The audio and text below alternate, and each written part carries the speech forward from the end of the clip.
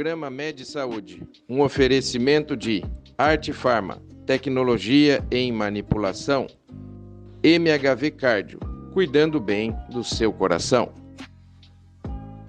Olá, telespectador do Med Saúde. Estamos com a doutora Camila Perlati Basso, psicóloga formada pela PUC de Campinas, que trabalha com o tema luto.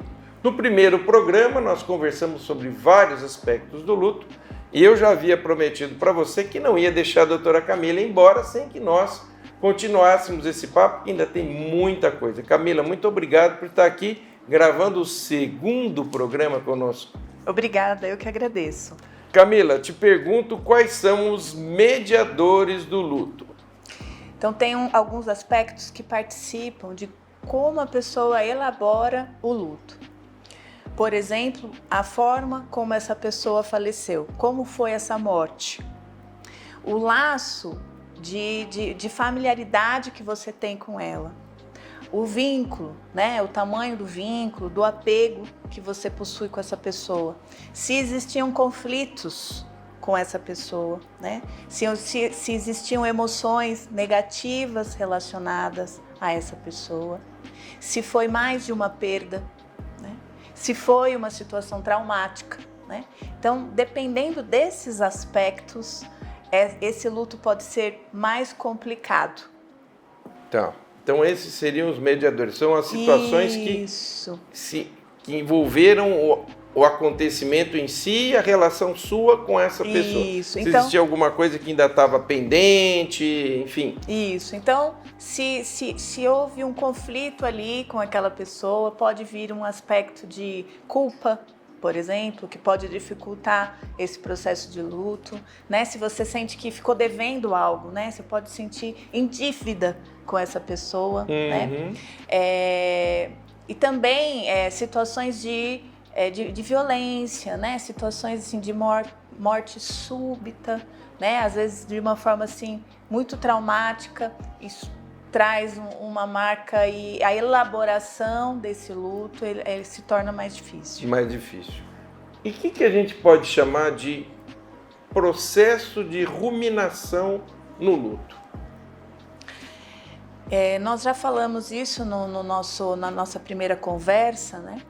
Que a pessoa ela tende, em luto, ela tende a lembrar muito das situações passadas, né? Então ela tende a reviver, né, eventos, situações com o ente querido, né? Isso pode, às vezes, gerar até culpa, né? Puxa, o que eu poderia ter feito de diferente, né? Que mais, né? Como que eu poderia ter evitado essa situação, né? Onde que eu falhei, né? O que eu poderia ter feito de melhor, né? Ou começa a pensar, né? Nos esses, né? Esses infinitos, né? E se o médico, e se ele fosse internado antes, né? E se fizéssemos outro procedimento, né?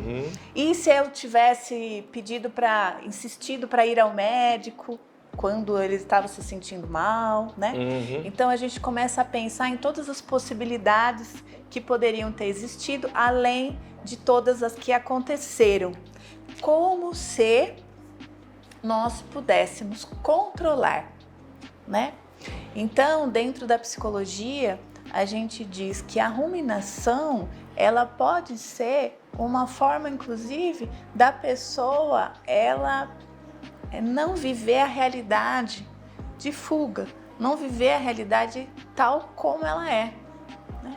É como se ela tentasse acreditar que existe alguma forma de controlar, de mudar isso, de controlar isso que se deu, quando isso não é possível, de verdade, né? Sim. E a busca, inclusive em processos terapêuticos, é de que a pessoa ela possa começar a se encontrar mais com o que está acontecendo na vida dela hoje, né? Então, assim, lembranças e pensar nas possibilidades que não existiram, né? De verdade, isso vai acontecer. Então, a ruminação ela vai acontecer, né? Mas a pessoa se abrir para viver outras vinculações, né? Para ela ter outras experiências positivas. E como dizíamos antes, né? Que possam trazer esse momento gostoso, esse momento alegre, esse momento prazeroso, né? Cheio de endorfinas, ocitocinas, enfim, hormônios que são liberados através da oportunidade de estar com quem a gente ama, no aqui e agora. Mas aí eu preciso estar conectada e me abrindo para essa oportunidade hoje. Tá. Nós entramos aqui num ponto que é um problema grave, sério, que é a questão do suicídio. Como é que é o desdobramento do luto por suicídio? Então, a família que tem uma pessoa que se suicidou, enfim, como que se desdobra isso? Como é que são as fases? O que acontece? Então, é um luto sempre mais complicado, porque além da culpa, muitas vezes, né, muito presente, né, de onde que eu falhei, né, o que eu podia ter feito para impedir isso, né? Uhum. Tem também muita vergonha, né? Então a pessoa, alguns psicólogos até falam sobreviventes do suicídio, né? Então a pessoa que fica enlutada por suicídio é a pessoa que tem muita vergonha de falar sobre isso, porque se sente alvo de críticas, né, de condenações. E às vezes as pessoas expressam isso, inclusive, em palavras, né? Às vezes as pessoas dizem isso, né? Nossa, mas por que a pessoa fez isso, né? Por que isso aconteceu? Ou, né, a pessoa sente que falhou. Assim, como que eu não vi, né? Será que ela tinha dado algum sinal e eu comi uma bola? Enfim. O que passou? O que eu não vi, né? A pessoa fica com essa eterna pergunta, né? Achando que poderia ter evitado isso, quando também não é possível, né? Então. E aí o desfecho para essas pessoas, né, é que elas possam encontrar nesse vazio existencial que ela vive pós o suicídio, ela encontrar um terreno fértil no sentido da vida dela, né? Então a pessoa ela precisa encontrar algo que dê sentido para que ela não fique presa, né, nessa ideia fixa do que ela poderia ter feito e não fez, na culpabilização. Então. Que deve ser muito difícil no período inicial, né, Camila? Porque a pessoa está envolvida completamente com isso, né? Sim. Ela passa o tempo todo E vivendo aquilo, né? Vivendo essa dinâmica, E diante da perda de um ente querido, quem está enlutado pode ter algum sintoma que seja debilitante? Sim. Tem alguns sintomas que são normais no luto, né, que envolve a tristeza, a perda do apetite, às vezes a pessoa emagrece, a insônia, né? E são sintomas que acompanham por um tempo esse paciente. Às vezes precisa de ajuda, né, medicamentosa para dormir, por exemplo, né? Às vezes precisa de grupo de apoio, às vezes precisa de ajuda psicoterápica para lutar contra essa dinâmica, esses ajustes que ela precisa fazer, né? Mas começa, com algumas pessoas, perdura demais, né? Então, esse luto que se prolonga pode pode limitar essa pessoa a aspectos sociais. Então a pessoa ela deixa de fazer suas atividades sociais e ela deixa de, às vezes até de trabalhar. Às vezes é tão limitante que ela não consegue fazer suas atividades laborais, por exemplo. Tá. E aí esses casos eles precisam muitas vezes de ajuda psiquiátrica. 10 a 20% da população pode entrar nesse grupo. Então, precisa bastante, de ajuda, né, psiquiátrica, precisa, além da ajuda psicológica, para elaborar o luto. Tá. E quais os objetivos da terapia de luto? Você que trabalha com um grupo de luto, qual é o objetivo da terapia de luto? Em primeiro lugar, dá espaço para essa pessoa falar da perda. Então, socialmente, essas pessoas elas não têm espaço. Elas não conseguem, as pessoas elas não sabem lidar com esse assunto. Então, quando fala do falecido, a pessoa diz, de novo nesse assunto, de novo nessa conversa, você ainda está chorando por causa disso, isso tem que esquecer, tem que seguir a vida, né? Essa costuma ser a fala da população, porque não sabe lidar com isso, de verdade. As pessoas não sabem lidar. Então, a primeira coisa é o acolhimento, né? Então, a pessoa ter um espaço de escuta, de vinculação, de confiança, né? Essa é o primeiro grande objetivo da terapia de luto, além de ajudar a pessoa a se reajustar. Às vezes a pessoa ela precisa de ajuda, ela precisa de alguém que segura na mão dela e fala, tô aqui com você, né? Vamos devagar, vamos passo a passo, vamos ver o que é possível hoje, né? Para ir ressignificando a vida e retomando algumas coisas que são importantes, né, para aquela pessoa, além de descobrir, muitas vezes, um novo sentido. Às vezes a pessoa ela fica sem objetivo, sem sentido, né? Nada mais tem gosto, nada mais vale a pena, e ela precisa ressignificar, inclusive, o seu futuro. E a terapia ela é uma facilitadora desse processo. Uma facilitadora do processo. No caso do luto após um evento traumático, existe uma terapia específica? Mas essa pergunta, claro, eu vou deixar para o segundo bloco desse programa. Não saia daí, é 1 minuto. Nós voltamos com a doutora Camila, falando sobre luto, o que você precisa saber.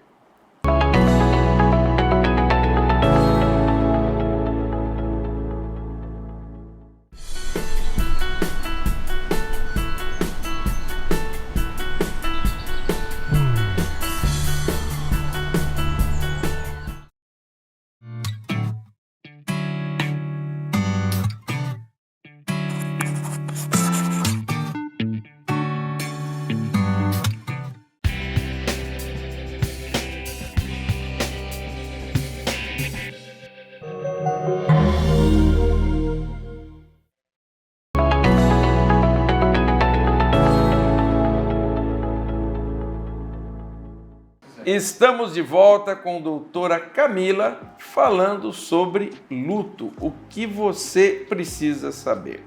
E eu deixei uma pergunta no ar, muito interessante. No caso do luto após um evento traumático, tem uma terapia específica, Camila? Tem sim. É uma especialização que eu fiz, foi uma das últimas especializações que eu fiz, que se chama terapia de EMDR, que é uma terapia de dessensibilização e reprocessamento pelos movimentos dos olhos. É uma terapia validada pelo Conselho de Psicologia. Aqui no Brasil, apenas médicos e psicólogos eles podem fazer essa formação. E ela está muito relacionada a experiências traumáticas, porque nós dessensibilizamos as memórias dessas situações, desses eventos traumáticos. Agora me interessei, mas como é que faz isso com o movimento dos olhos? Isso, né? Então assim, você trabalha com uma estimulação bilateral, né, do cérebro, dos 2 hemisférios cerebrais.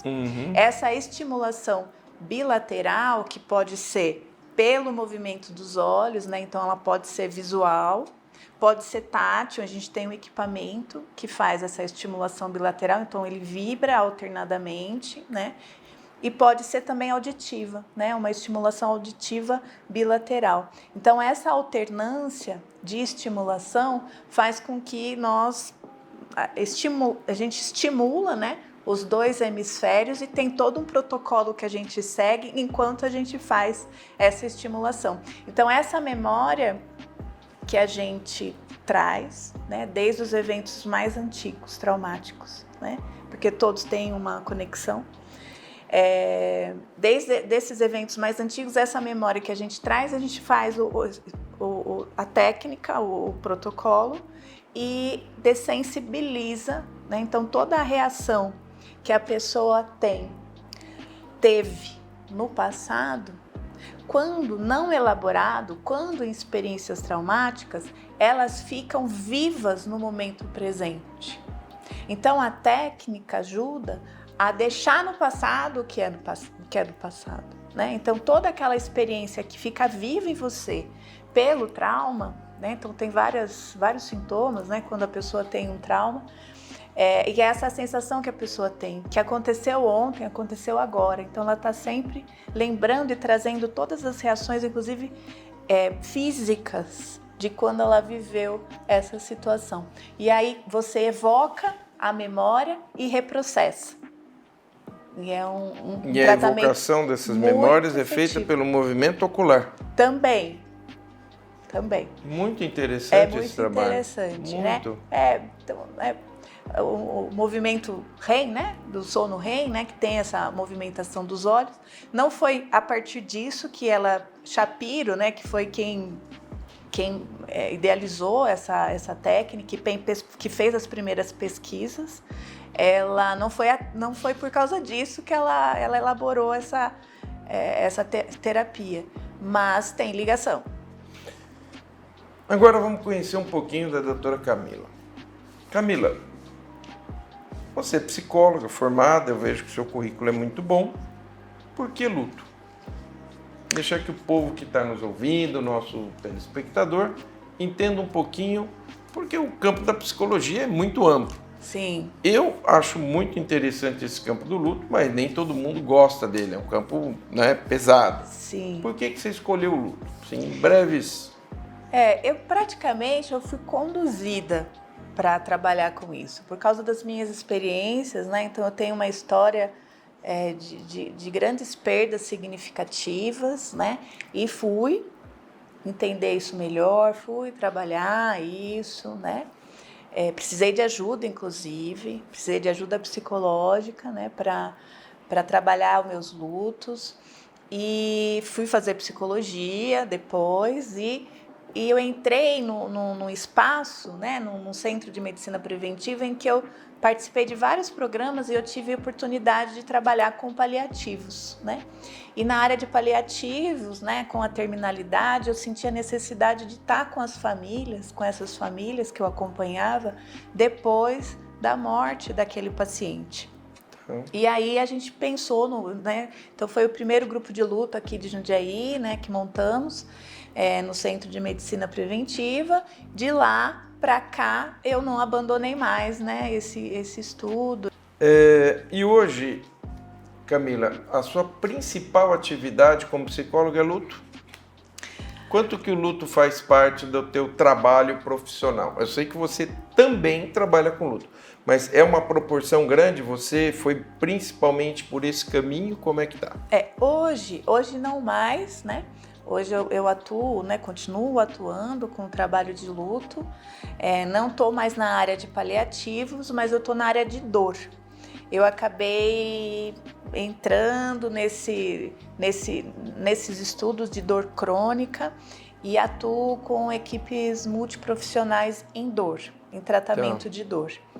Hoje sabe-se que tratamento de dor crônica envolve também um tratamento psicológico. Não é só o físico, vai além, né, da parte física quando a gente entra no campo da dor crônica. Né? E aí eu sou uma das psicólogas especialistas aqui no Brasil. Tá, muito interessante. No caminho do psicólogo, ele vê o luto, obviamente, durante o curso, e depois ele precisa se especializar em luto. Como é que funciona isso? Se ele formou em psicologia agora, ele quer trabalhar com luto. Fatalmente, ele vai ter que fazer uma especialização nisso, né? Com o que ele vê da carga horária do seu curso de psicologia, não dá para ele ser um especialista de luto, concorda? Sim, é importante fazer cursos e, às vezes, pós-graduação, né? Existem cursos muito bons, né, de especialização em luto, ou o próprio pós-graduação em paliativos também. Você vai ter esse apoio para trabalhar com luto. Tá. E você vê que agora, claro, vamos pôr filtro no que eu vou falar para não ficar mal colocado. Esse é um mercado de trabalho para o psicólogo, trabalhar com luto? Você Sim. acha que isso é um caminho, é algo que quem está se formando, por exemplo, agora, pode ter como que goste do tema e que queira trabalhar com esse tema tão doloroso e tão importante, né? Nós vimos aqui na nossa conversa a necessidade de ter um espaço para poder falar. Você acha que isso, como é que você vê o mercado de quem vai trabalhar especificamente com luto?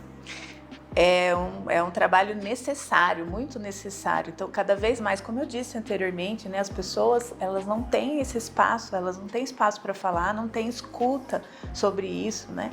Hoje a gente está vendo aí essa situação no Rio Grande do Sul, né? Esse grupo de pessoas, essa população, ela vai necessitar muito desse apoio. E pessoas especializadas que entendem, né, do luto para ajudar, para apoiar, para orientar. Tá. Né? E agora indo um pouco para o público te conhecer, como é que a doutora Camila vê o luto? Você, pessoa, você profissional, qual é a sua visão de luto? A minha visão é de que o luto ele é uma dinâmica que faz parte da nossa história. Né? Nós passamos por vários processos de perdas. Várias situações em que a gente tem que ressignificar a vida, né? Situações de mudança de casa, situações de próprias fases do desenvolvimento, né? Quando a gente deixa de ser criança, que a gente perde, né, algumas coisas para entrar para a adolescência, Sim. ou da adolescência para a fase adulta, ou da fase adulta para o envelhecimento, né? Situação do envelhecimento. Né, quantas perdas, e a gente está vendo isso, né, cada vez mais com a expectativa de vida aumentando, né, quantas doenças que trazem perdas significativas, né, para a terceira idade. Então, assim, essa dinâmica de ressignificações e de perdas a gente vive a vida toda. Né? E na medida em que a gente pode ressignificar a vida, a gente ganha força também. A gente também tem uma sensação de que essa elaboração traz uma grande aprendizagem, né? De você conseguir se reajustar, de você conseguir se adaptar a uma nova condição. Então, cada vez mais você ganha resiliência, né, e força emocional para lidar, né, com as adversidades da vida que são inevitáveis. Né? Pouca coisa a gente controla de verdade. Exatamente, né? Exatamente. E são muitas os desafios que surgem, né, inesperados. Muitas situações novas a gente se defronta e a gente precisa elaborar, a gente precisa entender, a gente precisa, né, se conhecer e aprender a um jeito novo de ser, de agir. Então a gente vai ganhando, né, experiência e aprendendo com essas situações difíceis. Muito bem, Camila. Olha, eu quero agradecer muito. Nós estamos chegando ao final da nossa segunda entrevista aqui com a doutora Camila, falando de luto, que você precisa saber. Doutora Camila Perlatti Basso, psicóloga, formada pela PUC Campinas, especialista em luto. Muito obrigado pela tua presença. Eu tenho certeza que todos aproveitamos muito. Eu aprendi muito hoje com você. Muito obrigado em nome do Med Saúde a sua presença. Obrigada, doutor. Obrigada a todos. É isso aí. Canal 25 ou 525 NET. O seu encontro semanal com a saúde.